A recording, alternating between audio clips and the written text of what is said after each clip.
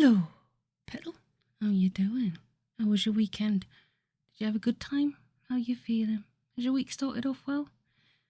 I had more of a weekend than I was expecting. Last time I had the dual vidvac and flu vac. I did have a rough time on it. Yeah. This time was a bit worse. It knocked the ever-loving mother fluffing fluff out of me. Oh my goodness gracious. I was not good. It was crazy though. More of the fact of like I had nothing. I'm accustomed to chronic fatigue. That is my normality, as it were. But to have that on top, and then the woozies, and I just kept going to sleep. I mean, it was great because I got a lot more sleep than I normally do, which is fab. But my goodness gracious, I would be just like blah blah blah blah blah blah 1 minute, and then I'd be like bonk the next. Anywho, please let me know how you're doing in the comments as ever, or send me an email if you prefer. I did get a lovely one this week from our Tasmanian friend, which is always very much appreciated. Such good pictures and fantastical adventures, and I'm learning something every time, I've got to be honest. And also sending lots of love to Watcher and his wife and his family, because she will be going for surgery this week. I believe it's this week. And it's quite a big one. So if we can all send some love in the comments for her, that would be amazing. That'd be really good. Just please, if you can just send some love from us all, that'd be fantastic. Just let her know that we're thinking of her, and she can get through this because we're all behind her. Anyway, let's do something nice and give you guys another chapter. And we've got chapter 12 of Paint Your Dragon by our wonderful, beloved Mr. Thomas of Holt. It's obvious what we've got to do, Kurt replied impatiently. We've got to leave the country. 17 former statues looked at him as though he were mad, making him grateful his band wasn't a democracy. He did his best to ignore them. Leave the country? David asked. Why? David had somehow been elevated to the rank of spokesman come courier. Well, that is to say, the other ex-statues tended to hem him in and hiss. Now it is not. Have you ever tried to say hem him in and hiss? Ha! I digress. Go on. You tell him in his ear. They also complained to him about the food, the transport and the accommodation. Remember, although their outward husks were Italian, inside they were British. Now it is not, and of course being British, it is your want and right to queue and complain and drink lots of tea. Because tea is awesome. It's a way of life. It's my main food group. I digress, I want to get on with the story. Because, Kurt replied, still wondering what in blazes had led him to go back for this miserable lot. We've only got this job to do, and we can't do it here, okay? Don't think we can leave the country, muttered the Giambologna Mercury. We need a special export licence, surely. Stolen property, agreed a Bernini Bronze. They got these computerised lists, international. Worldwide. I saw it on Lovejoy. We'd never get past the duty-free lounge. Amateurs, muttered Kurt to himself. Absolutely right, he sighed, the sarcasm going so far over his listeners' heads that you could have bounced radio signals off it. That's why we've got to hijack a plane. That left them speechless, but not for long enough. A Donatello crucifixion objected that surely hijacking was illegal. The Canova demanded to speak to the manager. Kurt bashed the packing case with his fist for silence. Okay, he snarled. That's it. I've had enough of this goddamn whimpering out of you guys, each and every one of you. The next one of you I hear any shit from ends up at the bottom of the Arno with a human being tied to his ankle. You got that? Good. Now then, this is the plan. In the shocked silence that followed, it occurred to Kurt that he hadn't yet formulated a plan. Kurt Lundqvist without a plan? Impossible. Easier to imagine a Tory minister without a mistress. Something would occur to him. It always did. The plan, he went on, is naturally top secret. I'll announce the various stages in due course on a strictly need-to-know basis. The first stage is getting to the air terminal, and this is what we do. Kurt spent the rest of the day shoplifting, hot-wiring vehicles, breaking into police station armories, mugging tourists for their passports, faking photographs, wiring up alfresco bombs, and generally relaxing after all the strain he'd been through lately, dealing with objects only one step away from being people. By 1 o'clock in the morning, he felt refreshed and invigorated. He now had at his disposal a carabinieri armoured van, 18 assault rifles, ditto Beretta 9mm handguns, 3 cases of grenades, 5 20-pounder bombs, flak jackets, black balaclavas, matching ski suits, 2-way radios, state-of-the-art communications and radio jamming equipment, sandwiches, chocolate and a thermos flask of decaffeinated coffee. Why is he going to have decaffeinated coffee? That's just rude. At 3 a.m. precisely, air traffic control received an ominous message on the security hotline. Flight TCA 8494 from Istanbul, scheduled to refuel before heading on to London, due to arrive at 0324 hours, had armed hijackers on board. They'd wired up bombs and were demanding the release of prisoners and a huge cash ransom. A special security team was on its way, and in the meantime, act naturally. Refuel the plane, pretend nothing untoward is happening. Message received and understood.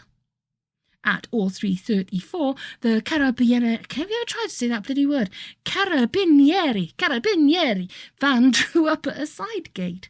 Kurt flashed an impressive-looking pass, actually an Academy Museum season ticket, but it was dark, and Kurt kept his thumb over the words. Under the sentry's nose, hissed a few words in his ear, and was let through.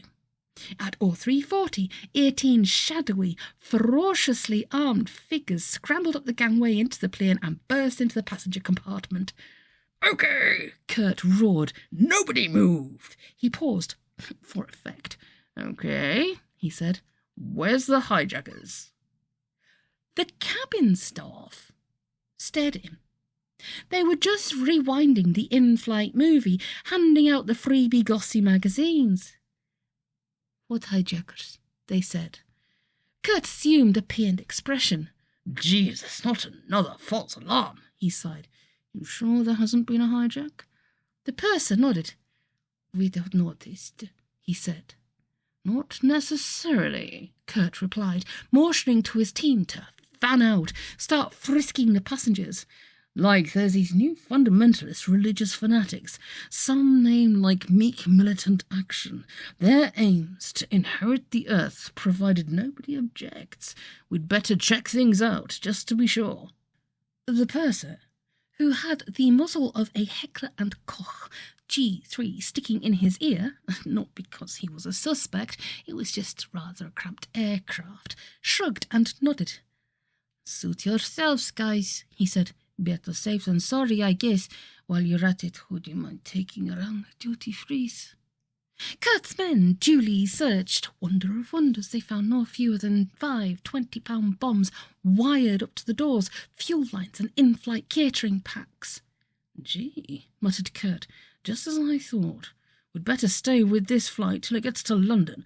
What a truly splendid idea," the captain replied, his subconscious wrestling with the problem of where he'd seen some of these guys before. "You don't like to say to a SWAT team officer that you're sorry. You didn't recognise him with his clothes on." While they were at it, he added, maybe they could help out with serving the meals and checking the seat belts. As the plane took off, a Bernini took Kurt aside and asked him to explain something. "I thought we were meant to be hijacking the plane," he said. Kurt nodded. "Neat job, huh? But we're pretending to be the army, the good guys." "So? Does that mean we're the good guys, the bad guys? I'm confused." Kurt shook his head. The ignorance of some people. "Son," he said, "I'm going to tell you something that's going to help you in a lot of years to come. Supposing you last that long. Good guys is just a fancy way of saying us. Bad guys is only ever them. You remember that, you won't go far wrong. Okay." What about moral imperatives? What about good and evil? The Benini suddenly found himself about a centimetre from Kurt's taut face and industrial laser eyes. "Where I come from," he said, "evil's a stuntman's Christian name. Now go over there, sit down, and shut up. Does that answer your question?" "Comprehensively." "Great. Always knew I should have been a philosopher." Attack, philosopher, naturally. Although the dragon had immediately recognised the sheer brilliance of Chubby's method of travelling back through time, he'd had an intuitive feeling from the outset that there was one teeny-tiny flaw in it somewhere. Now, back in the air and soaring at 90,000 feet over Angola, he knew for certain what it was. Didn't work. 27 hours he'd been up here, twice around the predetermined circuit, airspeed and course exactly as specified, to the knot, to the metre. All he'd managed to achieve was to distance himself from home by a further 27 hours. Bloody marvellous. By the time he was overflying Botswana, he'd worked it out. The course, as plotted, was half an hour out of sync. The fools hadn't taken into account the time he'd be spending on the ground. He cursed them and himself. If he'd spotted the mistake earlier, he might just have been able to compensate. By now, though, the history nodes would all have moved on so far that it'd be impossible to rechart the course without all of Chubby's formulae, calculating software, and history industry infiltrators' input. He was stuck. When in shit, use brain. All the necessary kit would, of course, still be in Chubby's office. All he had to do was drop in, explain the problem, or would Chubby be expecting him? After all, once he got back, he'd tell him all about it, with the result that by the time they got back here, now, Chubby would already know. But if that was the case, he'd have known to correct the error in the first place. Oh, fuck, this is complicated. He flew, nevertheless, to Chubby's office, only to find it boarded up, with no forwarding address, nothing in the phone book, no trace anywhere. Maybe when he got back, he was going to roast Chubby alive, sorely tempted, which in turn would mean no Chubby now, just when he needed him most. Hey, maybe it really is impossible to travel backwards in time. It's starting to look that way. No question. He slowed down, drifting gracefully high above Madagascar. The hell with this, let's try another way. Such as, if you don't know, his old mother used to say, ask somebody who does. Think, dragon, think. 32 hours ago, he'd seen a newspaper headline saying that 12 hours before that, he'd been killed. Okay. If I was killed before I got here, then it stands to reason that I got back in time to be killed before I got here. Therefore I, the late lamented I, requiescam in pace, must know how I got back. So I should ask myself, only that's going to be tricky because I'm dead. Tricky, but possible, because give me strength. In order to have gotten back, I must have asked myself how to do it. My dead self must therefore know that my living self is going to want to make contact, approximately now, and will be waiting in for the call, where the flying fuck he now is, or is. Stands to reason. Okay, here goes. Just hope I know what I'm doing. He peered down. Zululand. Well, why not? There are more things in heaven and earth ratio than give you nightmares in your philosophy. Few stranger, more wonderful or more terrible, however, than the Isangoma, translated with typical colonial crassness, witch doctor of southern Africa. Now, of course, extinct, no place for that sort of thing in the 20th century. Well, of course. Although he knew virtually nothing about the subject, the dragon was at least able to address the small, shrivelled man sitting in front of him on a low-carved stool by his correct title, Amakosi. My lords, plural, because when you speak to the Isangoma, you're talking not to the little old man, but to the countless mighty spirits who bed and breakfast, so to speak, in the vast mansions behind his eyes.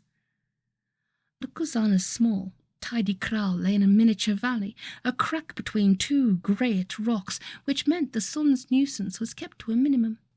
For 20 hours, in the 24, it was dark at Itsulu li Domometo. And for Nkunsana, darkness was a natural resource essential to his business, like the mill streams of Lancashire. He himself was a comic, horrifying figure, small, crooked and smooth-skinned, like a freeze-dried child. He wore the uniform of his craft, leopard's teeth, goat horns, pig's bladders, gnu's tail. He looked like God's spares box, slow to move, quick to laugh, smiling toothlessly, staring unblinking at a space 2 feet above and 8 inches to the right of the head of the person he was talking to. A little ray of sunshine. Your local GP. Sakubona Baba, I saw you, my father. Hello. A grave nod accompanied the formal greeting. The dragon relaxed a little. He'd managed to get to see the doctor without an appointment. And what can I do for you? The dragon licked the roof of his mouth, which was very, very dry. Why am I afraid of this little toe rag? I'm a dragon, for crying out loud. I need to speak to someone who is dead, Makosi, he replied, a little nervousness spilling out with the words. For you, surely this is possible. Possible, the little man nodded. A small matter, my father. Who among the snakes do you wish to talk to? The dragon hesitated. This is, embarrassing. Relax. Say the name. Well, look, how would it be if I wrote it down on a bit of paper? Sorry to be all silly about this, but I cannot read, my father. Say the name. All right, me. You. Nod. Me. Long pause. Warna tata. Nugget shilo. Hey man, you sure said a mouthful. Talking to yourself is a sign of madness. Talking to yourself, dead, is class. The dragon shuffled. Said it was embarrassing. Can you do it? Nkunsana shrugged. Why not? He said. If it's possible. If not, not. It's possible. Cross my heart and hope to die. Be dead. We will see what we can do, my father. The old man closed his eyes, leaned forward until his knees touched his shoulders, and tossed something onto the fire. Nothing happened. About time, too, said the dragon. The dragon looked up. He said. Have you any idea, his deceased self went on, how long I've been hanging around this bog hole waiting for you to turn up? Gives me the fucking creeps, and I'm dead. Sorry. Really, truly embarrassing. Look, I guess you know why I needed to talk. Reverse time travel. How we got home. The dragon nodded. Piece of cake. Why you needed to bother me, I don't know. I managed to work it all out by myself. Clever old you, then. Indeed. The dragon sighed contemptuously. Listen carefully. I'm dead, right? Right. But I can't be, or I couldn't be talking to me, right? Say yes. Yes. Therefore I must be alive. Nod. The dragon nodded. And if I'm alive now, I must have been alive 6 weeks ago. Well, obviously. Okay.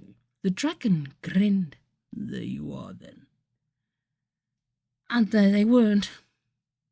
Either of them. For 10 minutes or so, Nkunsana sat, gazing at the empty stool. Then he stood up, threw another log on the fire. I'm Blaka, he said quietly. Go in peace. I'm logic. Fly me. He shook his head, picked up his catskin bag of medicines, and walked to his hut. It only occurred to him when he reached the doorway. He stopped dead, swore, Wangi hodala, umtwana wami, and banged his head savagely against the lintel. Bloody old fool. All that work, unsocial hours, and who in the ever-living bloody hell was he going to send the invoice to? Bianca's arm ached. The newly mended bone resenting the heavy vibration of hammer on chisel on stone. She glanced up at the clock. No time to rest, she observed mournfully. Not even time for a quick brew and a Garibaldi biscuit. Narrator's note, there is always time for a quick brew and a Garibaldi biscuit. I digress. She raised the chisel, positioned it carefully, tapped gently. Boy, was she tired. It was starting to take its toll. Already her hand had slipped, uncharacteristically, when she'd been doing the left side of the collarbone. Oh dear, what a shame. Never mind. The old Mike had always had a chip on his shoulder. Now he had a chip out of it. Same difference. Do the head last, shrieked her common sense, just in case a bloody thing comes alive before I've finished it. Last thing I need is Mike's head looking over my shoulder, telling me how I should do my job, probably try and sweet-talk me into making improvements on the original, no price to guessing what he'd want improved. Furthermore, once this job was finished, no chance of taking a day off or putting her feet up. The moment she'd finished Mike, she had a dragon to find and reason with, and what if the wretched thing wouldn't listen to reason? Then what the hell was she supposed to do? She paused, brushed away chippings and thought hard. Why me, anyway? Go on then, if you're so damn clever. The trouble was, she could feel reasons there under her skin, like the palmed coin hidden in the magician's handkerchief. It had to be her, because she believed in what was going on, not through choice, but because she knew it was all horribly true, and she knew full well that nobody else would believe her.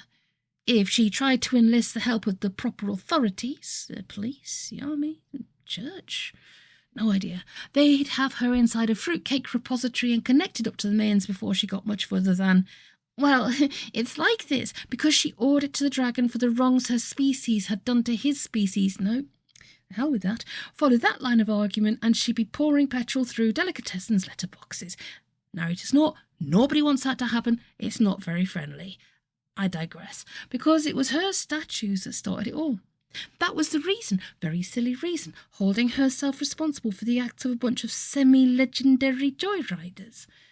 But it was the reason. And she was stuck with it. But what was she to do if the dragon wouldn't listen to her? An entrancing picture floated before her mind. The damsel fights the dragon to save the knight chained to the rock. Great feminist statement, bloody silly game plan, and how'd you go about fighting dragons anyway? Reluctantly, Bianca said aloud, Copper mallet, come out wherever you are. 3 hours later, there wasn't much left to do. The face, well, far be it from her to seek to amend Mother Nature's banjaks, the small of the back and the bum. If there is destiny that shapes our ends, she muttered to herself, laying in hard with the chisel, rough hew them how we will. In this instance, she had shaped Mike's end rather like a very old and tired sofa. There were lots of untidy chisel marks, but his trousers were tied doors. Time Mike learnt to take the rough with the smooth. Chip, chip, tap, tap. All right, she said. It's ready. Phase 1 in an exciting new development of starter homes for unfussy ghosts.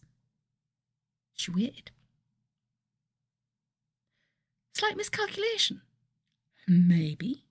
Or maybe a very precise calculation indeed.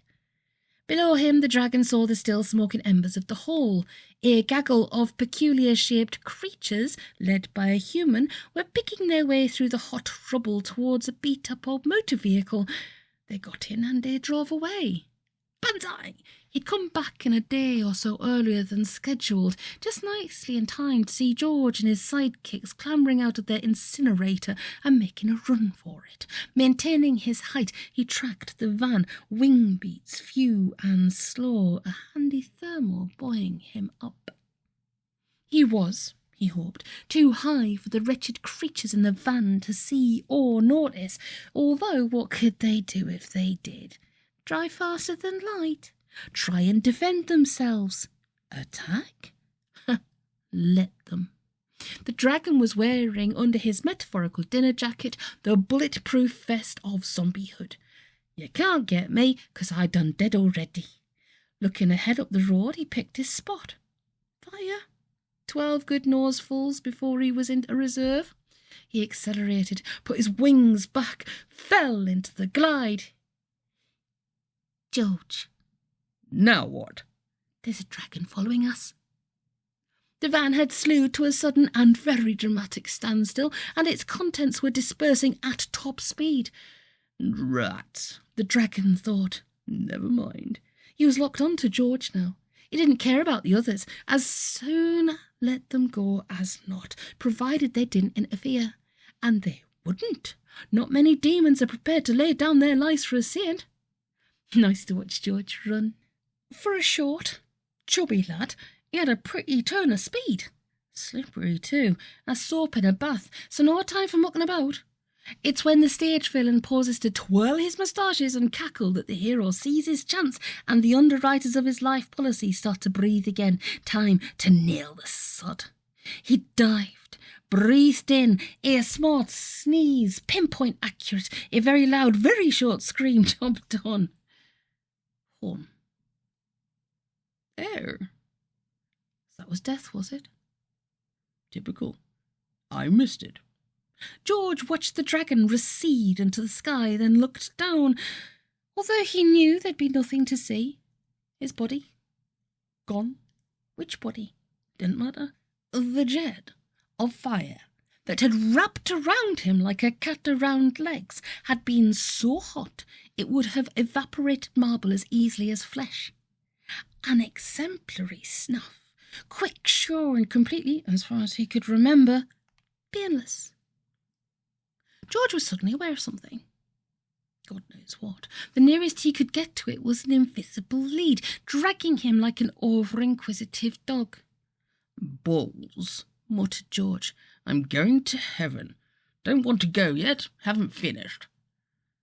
Don't have to go. As the unseen rope tucked him along, he was aware of a handhold, an escape hatch rushing towards him. An anomaly. Saved. There's many a slip, as the saying goes, between toilet bowl and sewage farm. George only saw it for the most fleeting sliver of a second, but it was long enough to judge his escape attempt and make it. A statue, its back door wide open, in fact, so conveniently placed, handy for the stream of traffic, that you'd be forgiven for thinking it had been put there expressly for the purpose, a mousetrap or a getaway car. Whatever, who gives a shit? As far as George was concerned, it was a case of any portrait in a storm. He threw himself at the anomaly and hit the mark. Mike, are you in there yet? Coming. Being dead takes it out of you. Makes you realise just how to condition you can become in 3 days.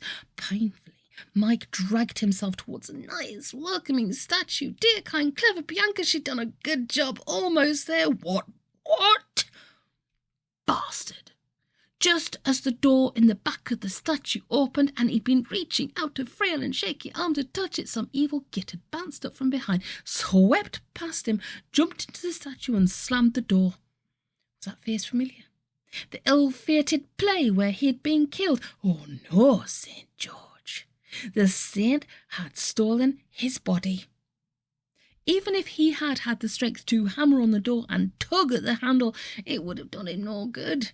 With statues, it's strictly first come, first stored. He'd been gazumped at the last minute.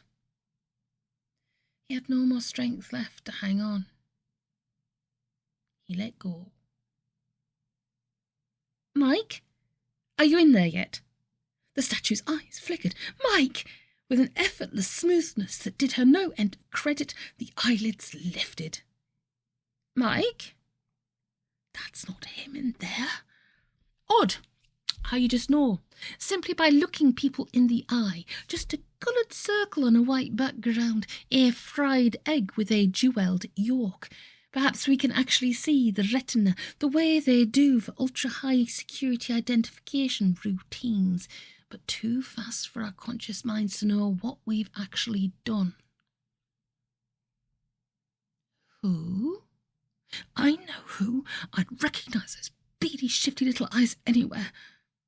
Bianca had quick reactions. Very few scientific instruments known to man would be precise enough to measure the tiny instant it took her to grab the 2-pound lump hammer and swing it at the head of her newly completed masterpiece. Compared to St. George, though, she was a dinosaur in slow motion. Before her fingers had contacted the hickory handle, he was moving.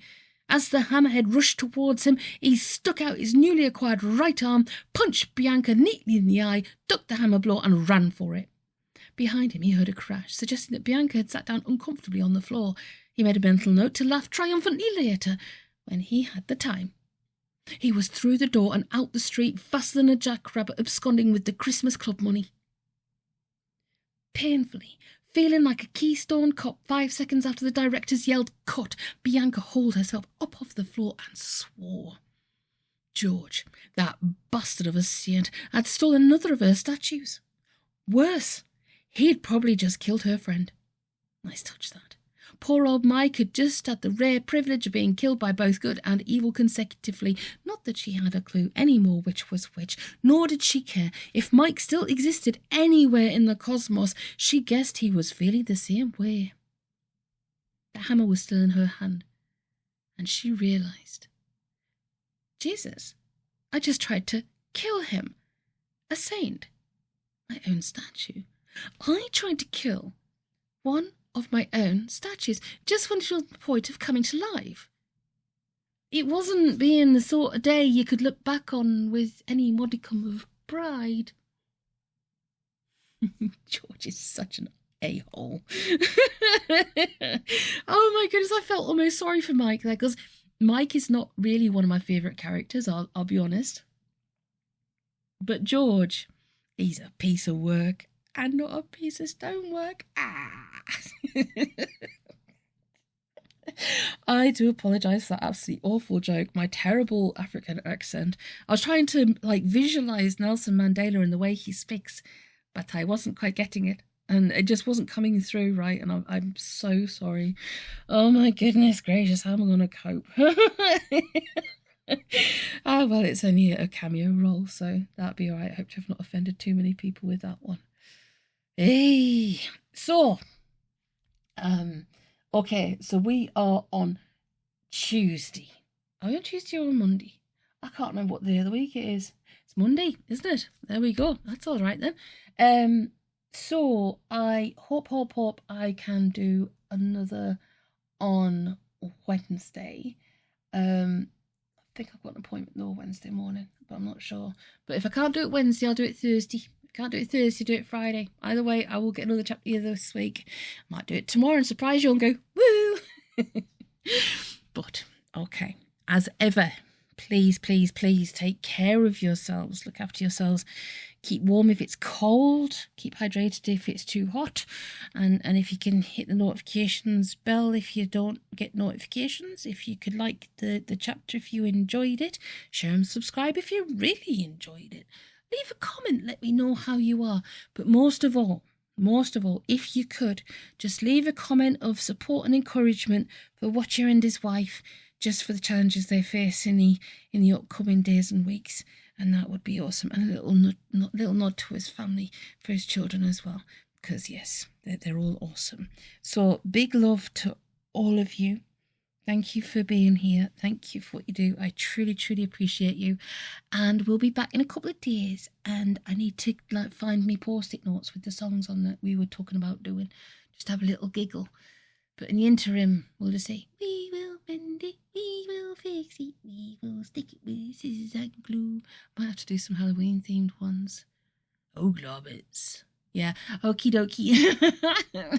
Take it easy, my lovelies.